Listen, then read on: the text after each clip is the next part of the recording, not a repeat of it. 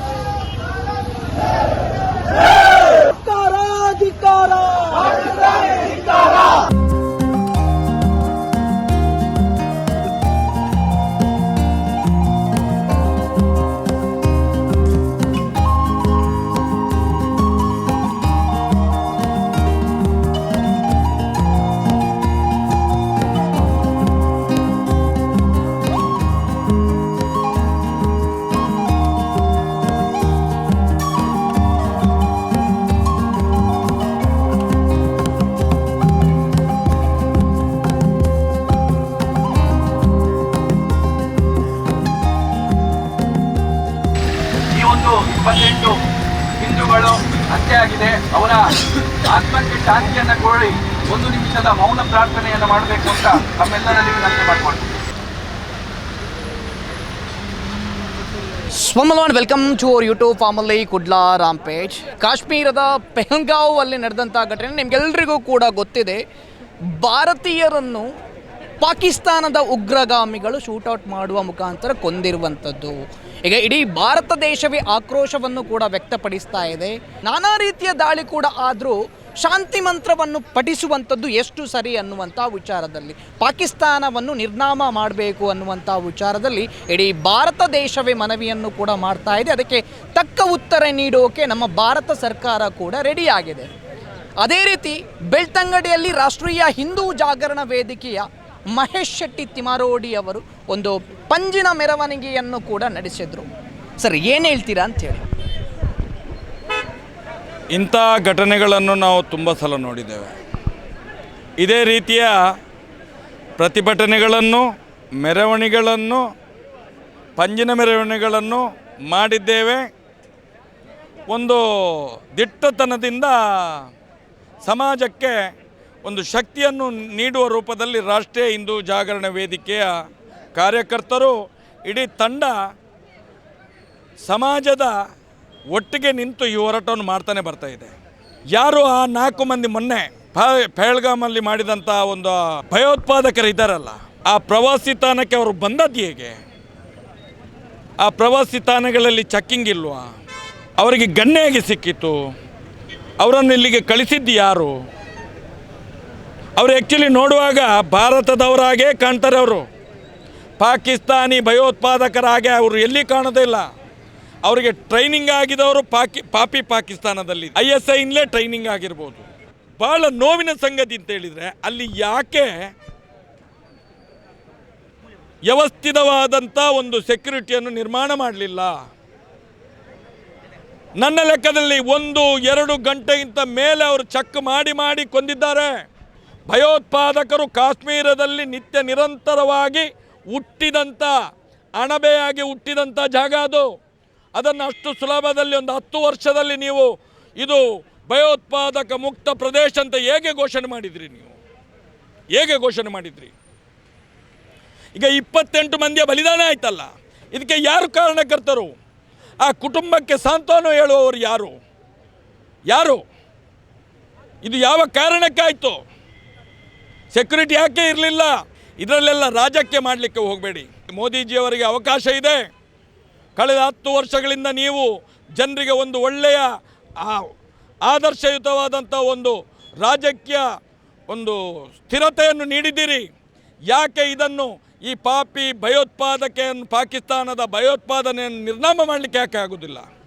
ಪಾಕಿಸ್ತಾನದಿಂದ ಟ್ರೈನಿಂಗ್ ಪಡೆದಂಥ 4 ಮುಸ್ಲಿಂ ಭಯೋತ್ಪಾದಕರು ಇವತ್ತು ಹಿಂದೂಗಳನ್ನು ಎಕ್ಕಿ ಕೊಲೆ ಮಾಡ್ತಾರೆ ಅಂತ ಹೇಳಿದರೆ, ಪಾಕಿಸ್ತಾನ ಅನ್ನುವಂಥ ಹೆಸರಿರುವಂಥ ಯಾರ್ದು ಹೆಸರಿದ್ದೊಬ್ಬ ಮುಸಲ್ಮಾನ ಸಿಕ್ಕಿದ್ರೆ ನಾವಿಲ್ಲಿ ಕೊಲೆ ಮಾಡಿದರೆ ಏನಾಗ್ತದೆ?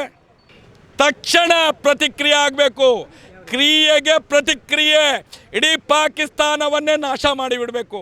ಮೋದಿಜಿಯವರೇ, ನಾವು ಕೂಡ ನಿಮ್ಮ ಜೊತೆಯಲ್ಲಿದ್ದೇವೆ. ಈವಾಗ ಈ ಹೊತ್ತಿನಲ್ಲಿ ನಿಮಗೆ ಅವಕಾಶ ಇದೆ. ಇಡೀ ವಿಶ್ವಕ್ಕೆ ಭಾರತ ಜಗದ್ಗುರು ಅಂತ ತೋರಿಸ್ಲಿಕ್ಕೆ ಅದನ್ನು ಮಾಡಿ. ನೀವೀಗ ಇಡೀ ಪಾಕಿಸ್ತಾನವನ್ನು ಸರ್ವನಾಶ ಮಾಡಿ. ಆಗ ಗೊತ್ತಾಗೋದು. ಮುಂದಿನ ದಿನಗಳಲ್ಲಿ ಪ್ರತಿಯೊಬ್ಬ ಮನೆಯಲ್ಲಿ ಒಬ್ಬ ಶಿವಾಜಿ ನಿರ್ಮಾಣ ಆಗಲೇಬೇಕು. ರಾಣಾ ಪ್ರತಾಪ್ ಸಿಂಹ ನಿರ್ಮಾಣ ಆಗಲೇಬೇಕು. ಮೋದಿಜಿಯವರು ಇಡೀ ವಿಶ್ವದ ಎಲ್ಲ ದೇಶಗಳ ಜೊತೆಗೆ ಒಳ್ಳೆಯ ಸಂಬಂಧದಲ್ಲಿದ್ದಾರೆ. ನಾನು ಹೇಳುವಂಥದ್ದು, ಎಲ್ಲರನ್ನು ಒಟ್ಟಿಗೆ ಸೇರಿಸಿ ಇಡೀ ಪಾಕಿಸ್ತಾನವನ್ನು ಮುಗಿಸಿದರೆ, ಭಯೋತ್ಪಾದನೆ ಫ್ಯಾಕ್ಟ್ರಿ ಸರ್ವನಾಶ ಆದರೆ ಮುಂದಿನ ದಿನದಲ್ಲಿ ಭಯೋತ್ಪಾದಕರ ಯಾವುದೇ ಕೀಟಲೆಗಳು ಇರುವುದಿಲ್ಲ. ಅದಕ್ಕೋಸ್ಕರ ಮೋದಿಜಿಯವರ ಹತ್ರ ಕೈ ಮುಗಿದು ಕೇಳುವಂಥದ್ದು, ಇದು ಹಿಂದೂ ರಾಷ್ಟ್ರ ಆಗಬೇಕು ಅಂತಾದರೆ ಪಾಕಿಸ್ತಾನ ಸರ್ವನಾಶ ಆಗಿ ಹೋಗಬೇಕು. ಇದು ನಮ್ಮ ಬೇಡಿಕೆ ಇರುವಂಥದ್ದು.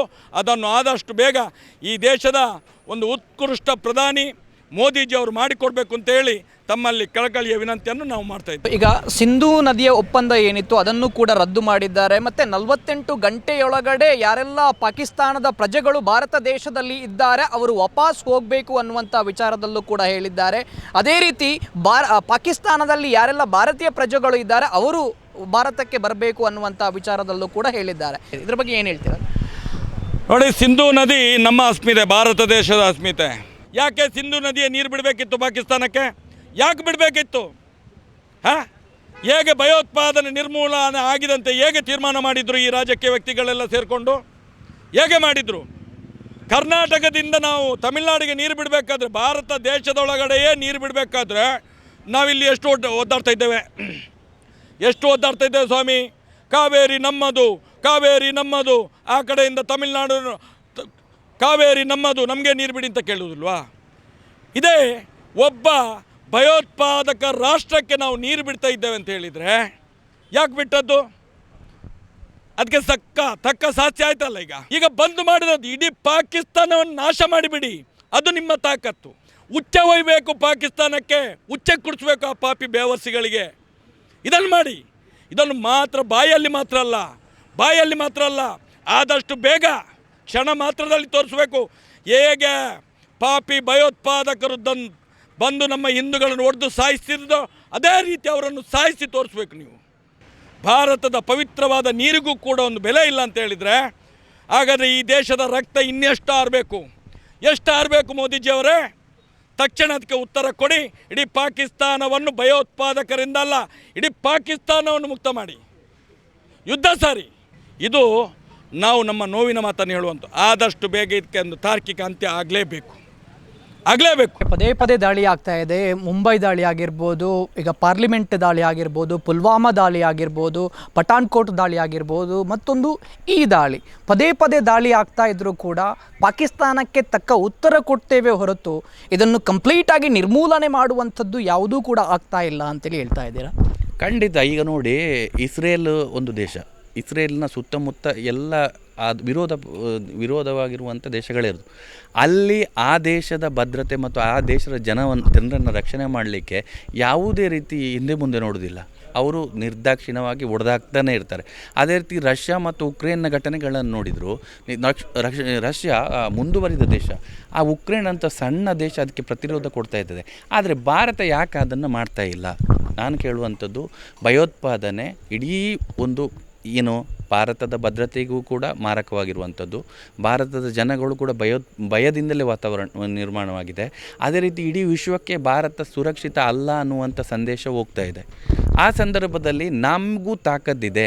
ನಾವು ಒಂದು ಸಲ ಮನಸ್ಸು ಮಾಡಿದರೆ ಯಾವ ದೇಶವನ್ನು ಎದುರಾಕೊಳ್ತೀವಿ ಮತ್ತು ಅದನ್ನು ಸರ್ವನಾಶ ಮಾಡಲಿಕ್ಕೆ ನಮಗೆ ಶಕ್ತಿ ಸಾಮರ್ಥ್ಯ ಇದೆ ಅನ್ನುವಂಥದ್ದನ್ನು ಯಾಕೆ ಕೇಂದ್ರ ಸರ್ಕಾರ ಮಾಡ್ತಾ ಇಲ್ಲ ಅನ್ನುವಂಥದ್ದು ನಮಗೆ ಪ್ರಶ್ನೆ ಆಗಿದೆ. ನಾವು ಅದಕ್ಕೆ ಹೇಳುವಂಥದ್ದು, ದೇಶದ ಪ್ರಧಾನಮಂತ್ರಿಗಳು ಈಗ ಸದ್ಯಕ್ಕೆ ಇಡೀ ದೇಶ ಪ್ರಧಾನಮಂತ್ರಿ ನರೇಂದ್ರ ಮೋದಿ ಅವರ ಮೇಲೆ ವಿಶ್ವಾಸ ಇದೆ. ಅವರೇನಾದರೂ ಮಾಡ್ತಾರೆ, ದೇಶದ ಭದ್ರತೆ ವಿಚಾರದಲ್ಲಿ ಅವರೇನಾದರೂ ಮಾಡ್ತಾರೆ ಅನ್ನುವಂಥದ್ದಿದೆ.